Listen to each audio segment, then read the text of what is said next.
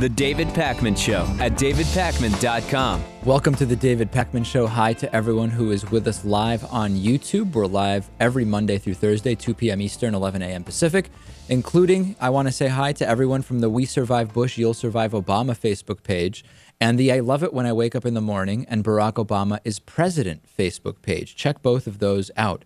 A lot to talk about today. Of course, we will talk about the new pope, but I'm going to wait since we're going to talk to Dennis Campbell about that later on in the hour. So I will reserve my comments about that for at least a few minutes.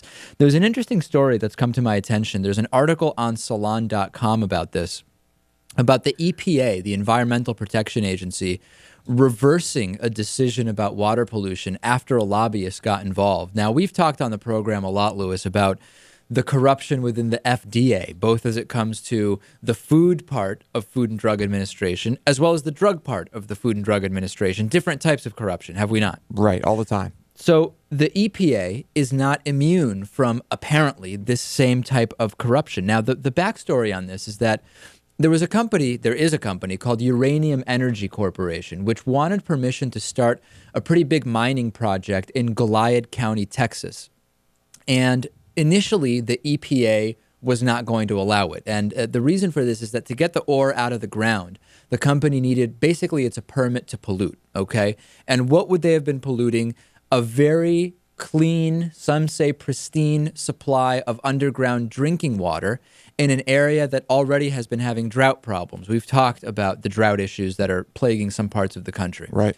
So in addition to this, the EPA scientists were worried that the radioactive contaminants used at the mining site would flow into the water, which then is the supply, the water wells that are used by homes that are nearby. Uranium Energy said the pollution would remain contained, but they didn't want to do advanced testing about it. They didn't want to model it for the government the way it was requested. So late 2011 seems like it's DOA, dead on arrival. It's just not going to happen. They're not going to get the permit to pollute.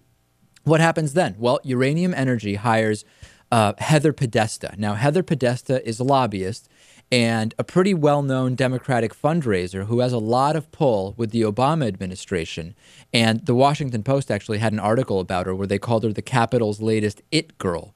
She is the sister-in-law of John Podesta, who co-chaired President Obama's transition team. And now Heather Podesta went straight to the EPA's second-in-command, Bob Percasepi, and basically got involved directly. Now, lo and behold, we don't know the details of exactly what happened there, but by the end of 2012, the EPA reversed its position on in Goliad County, Texas, and they approved an exemption which allows Uranium Energy to pollute this aquifer. And it's in a smaller area than was initially proposed, but what a change, what a turnover.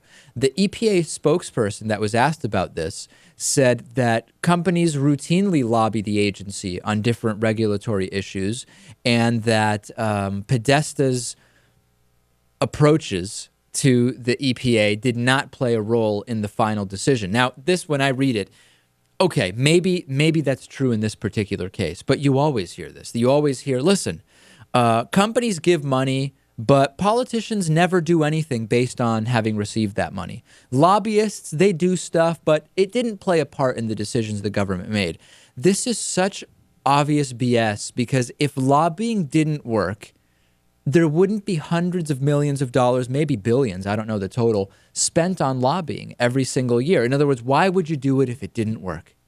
Right, that's true. But can we 100% definitively say that that's what happened in this case? We cannot say that. And of course, the EPA is denying it. Of course, Uranium Energy is denying it because that's obviously what they would do. But the data is very, very concerning. And let's be honest, uranium in your drinking water, a few thousand years of radioactivity in the aquifer, we should be questioning whether permits to do that type of pollution should even be on the table, forgetting about whether a lobbyist influenced this. Yeah, well, they are on the table. I mean, who can we blame that on?